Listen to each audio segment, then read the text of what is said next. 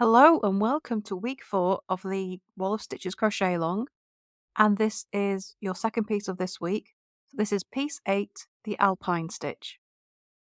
The Alpine stitch is a really pretty, very textured stitch to make, and it's a very popular stitch, especially to make things like sweaters because it's quite thick.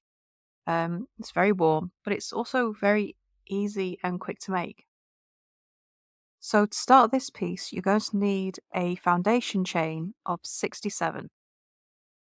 So to start the Alpine stitch, we're going to be making a double crochet in the 4th chain from our hook. I've already marked the first chain because our turning chain is going to count as our first stitch. So 4th chain from hook, make a double crochet. So that turning chain is the first stitch of the row. And then we're just going to make a double crochet in each stitch across.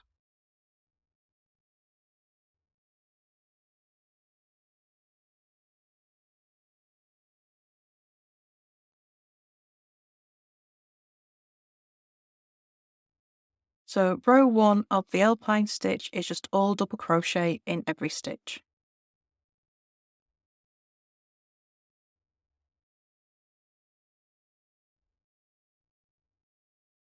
And almost there. 1,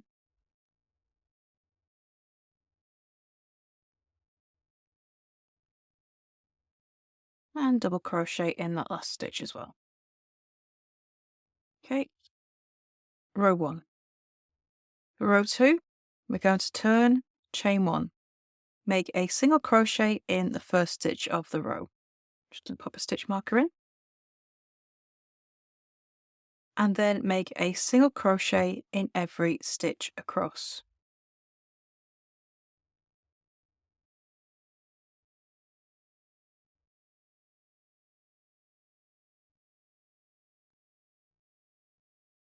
So row 2 is just all single crochet. And then once these first two rows are complete, we can begin making Alpine stitches.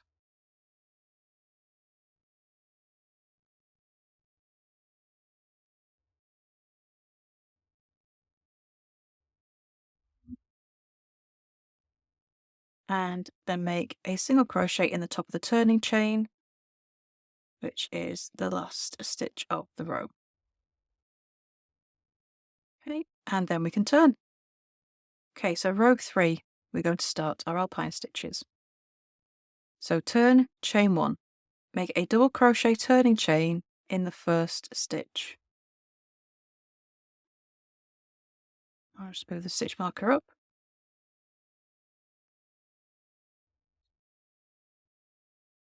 Okay, so the next stitch, we're going to make a front post double crochet in around the post 2 rows below. So it's row 3, we're going to make it around the post of the stitch in row 1.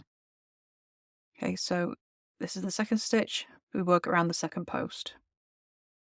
So yarn over and insert your hook from this side to this side. Yarn over, pull it round the post, pull your loop up a bit, and complete as a double crochet. Make a single crochet in the next stitch. Sorry, double crochet in the next stitch, working into the single crochet of row 2. Okay, so you need to pull up a loop a bit up around that post, make sure we get the height.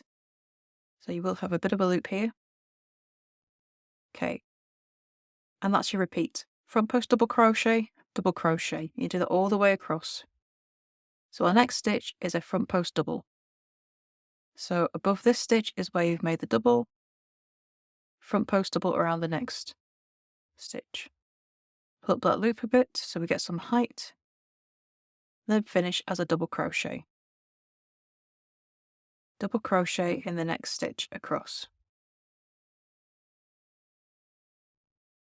Then going around the post 2 rows below, so row 1, make that front post double crochet, pull up a loop. So you want to pull it up so that you're starting from the height of that row. so that when we finish the stitch, we're at the same height as that previous double crochet. It just makes those lovely raised bumps across the front. So if you look at the back, we haven't used those loops there because that's the front post double crochet. That's where it is below. Work into this next stitch for our double crochet. And just repeat that all the way across the row.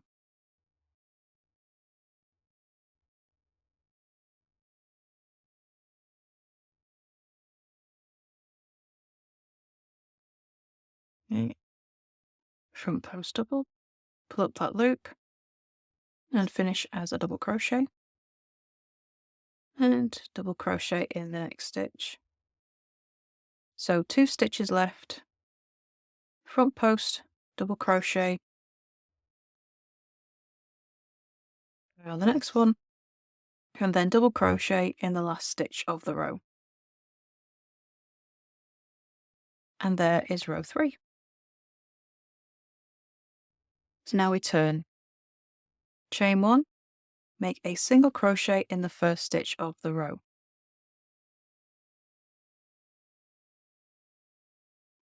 And then row 4 is nice and simple. It's just single crochet in every stitch across.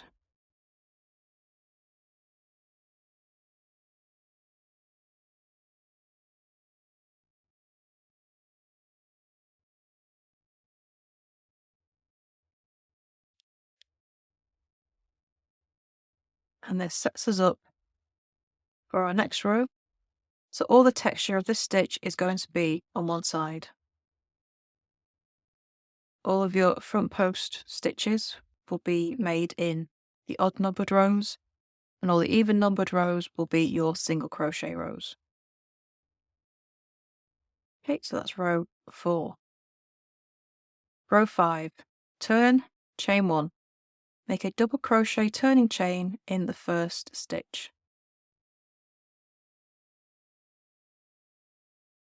Okay, so now we want to offset our front post stitches. We don't want them all in a line, we want them alternating. So in the next stitch, make a double crochet. So remember your front post stitches are made in the row 2 rows below. So this is row 5. We're going to be making the front post doubles around the post in row 3. Okay, so this is going to be between the front post we made before. So same again, you're going around the double crochet, make that front post stitch. Then double crochet in the next stitch. So it's the same pattern, we're just adding that extra double crochet at the beginning of the row to make sure that everything sits as we need to. Front post double crochet around the next stitch, make sure you pull up that loop, double crochet in the next. Front post double around the next stitch, and double crochet in the next. So you can see our stitches are made between the ones that we previously did, the front post doubles, to create that lovely alternating look. And you continue this pattern across the row until you have 2 stitches left.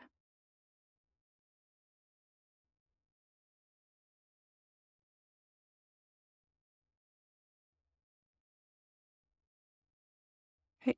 And once we have 2 stitches left, we're going to make a double crochet in each of them.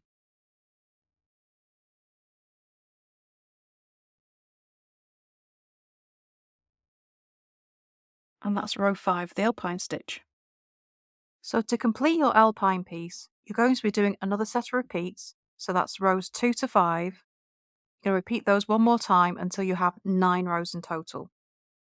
Once you finish row 9, you can cut off and weave in your ends, and then it's time to add the border.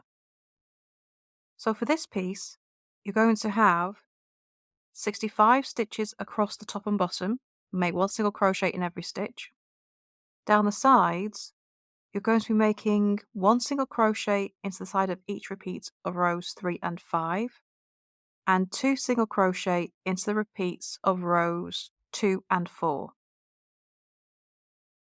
Once you've done your first round, and don't forget you're adding an extra single crochet in the colours of the turn, you can go ahead and finish the next 2 rounds of single crochet. So 3 rounds in total. If you need a reminder on how to add the border to this piece, then click the link that comes up on your screen, or it's in the description of the video, and it will remind you how to add the border to the pieces. Once you've added your border, you can cut off and weave in your ends. And then you're going to be joining this piece to the wildflower piece that you completed earlier. And then that will be your second strip complete. So your second row of your Wall of Stitches blanket is finished. So then you need to join rows 1 that we finished in week 2 and this row together. Now to do that, you actually need to stagger your pieces because we've got that lovely quirky in and out border that looks like a section of brick wall. But the full instructions for that are in the joining video. You can also check it out in the blog post. So if you go over to my website, it's froggityfrog.com/wall of stitches, and you can find the links there. Okay, but you stagger them by 18 stitches. So you just have one piece moved over by 18 stitches and then join them together with the flat braid stitch, stitch for stitch. So as always, if you have any questions, please do come to the Facebook group, Froggity Frogs Ribbons and Stitch, and you can ask all the questions you need. Also join in the chat and come and show us your finished pieces. I'd love to see how you're getting on. So thank you for watching, and I shall see you next week for part 5. Bye for now.